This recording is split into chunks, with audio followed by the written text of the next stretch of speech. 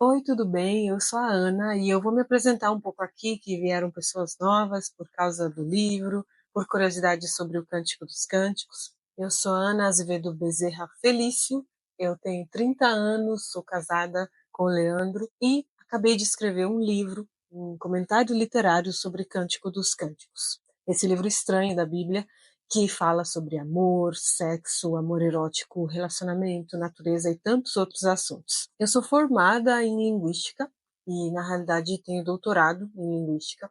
Estudei na minha formação filologia, que é basicamente o estudo dos textos antigos. Sou especializada em estudos clássicos latim. Então, o estudo literário da Bíblia, para mim, foi algo que fez muito sentido, embora a minha língua de especialização não sejam as línguas bíblicas. Eu aprendi e desenvolvi ao longo dos meus anos de estudo e pesquisa muita expertise para poder ler e interpretar nuances de textos que estão muito distantes da nossa era. A minha pesquisa principal no meu doutorado foi sobre um filósofo estoico chamado Lúcio Anel Sêneca, tem até uma página sobre ele, e lá eu falo de estoicismo, e eu estudei as emoções nas peças dele, na filosofia dele, em específico a emoção do medo e da esperança. Então essa foi a minha pesquisa principal. Ao longo dos meus estudos também eu fiz estudos intertextuais com literaturas pós-coloniais, tudo isso no meu doutorado, e então eu estudei sobre como autores pós-coloniais eles leram, por exemplo, um filósofo muito importante para o Ocidente, que é Hegel. Enfim, essa é a minha formação, esses são os meus estudos. Como que eu cheguei a Cântico dos Cânticos? Eu sou uma leitora ávida da Bíblia,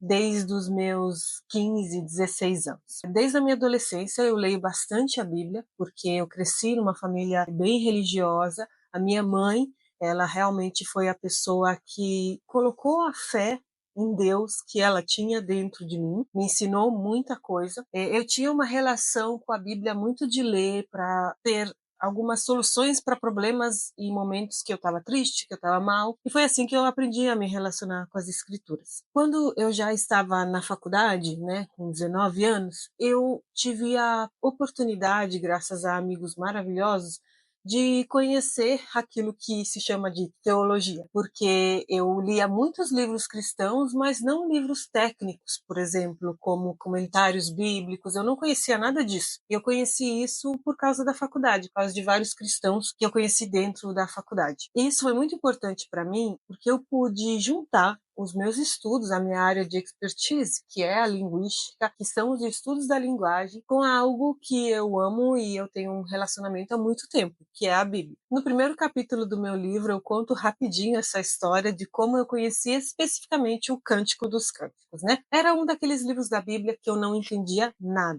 Eu acho que como a maioria dos cristãos, a maioria das pessoas. Então, na minha leitura anual, eu passava batido e não entendia nada e era isso. Só que aí, uma época, eu fiz um curso sobre vida de oração e vida devocional, e nesse curso tinha um módulo inteiro sobre Cântico dos Cânticos. Foi a primeira vez na minha vida que eu consegui entender um pouquinho das metáforas e de tudo aquilo que está lá naquele livro que é tão estranho. A leitura que se fazia naquele curso, por ser um curso sobre oração e devoção, era uma leitura alegórica do Cântico, que é de fato a leitura mais tradicional do Cântico dos Cânticos que se faz assim ao longo da história da igreja toda. Tanto que eu aprendi sobre as leituras de João da Cruz, Maria Teresa de Ávila, Bernardo de Claraval, né, eu acho que esse é o nome, e outras pessoas da história da igreja, o próprio Orígenes, que tinham essa leitura alegórica, que então viam o Cântico dos Cânticos como uma representação da intimidade de Jesus, o noivo, com a noiva, que somos nós. Para muitos deles, essa noiva era o indivíduo mesmo cristão na sua jornada com Cristo, mas pode ser também a noiva como um coletivo, tipo a igreja toda com Cristo. Devo dizer que esse curso me apresentou o livro, e eu sou muito grata por isso, porque era um livro para o qual eu não prestava nenhuma atenção. Embora no meu livro atual, O Amor Não Está à Venda, eu não faça a leitura alegórica do Cântico dos Cânticos, eu devo muito a esse curso, porque foi por causa desse curso que os meus olhos se voltaram para esse livro. Uma coisa em particular me chamou a atenção, foi a interpretação de Cântico dos Cânticos 1:5. Nessa interpretação, vocês podem ver ali na Bíblia, a mulher está falando, eu sou escura e sou bonita, não olhem para mim, no versículo seguinte, para as mulheres de Jerusalém, porque os meus irmãos me colocaram saíram para trabalhar nas vinhas deles, da minha vinha eu não cuidei e o sol me queimou. Na história que tradicionalmente se aponta entre a noiva de Cristo, ou a noiva e Jesus, essa noiva é uma mulher frágil, insegura, que está ainda em busca da sua identidade, não é segura de quem ela é, e o noivo sempre afirma a identidade dela. Eu faço uma leitura completamente diferente disso. Mas era isso que eu tinha aprendido na época. Nessa leitura em que a noiva é uma pessoa frágil, porque somos nós que somos pecadores, quando ela fala que ela é escura e bonita, a maior parte das traduções, antigamente, nem tão antigamente assim, trazia eu sou escura, porém sou bonita. E naquele momento eu achei super estranha a interpretação daquela passagem, porque se dizia-se assim, essa interpretação não era do curso que eu fiz, mas a maior parte dos alegoristas faz essa interpretação desde Orígenes, que a noiva fala assim, eu sou escura, como se ela estivesse se vendo o seu próprio pecado, porém eu sou bonita. E essa frase de que ela é bonita seria o olhar do noivo sobre ela. Gente, nada disso está no texto. O pecado não está no texto. Não tem o olhar do noivo sobre ela nesse versículo. Em outros versículos tem. Tem o Cântico dos Cânticos do capítulo 4.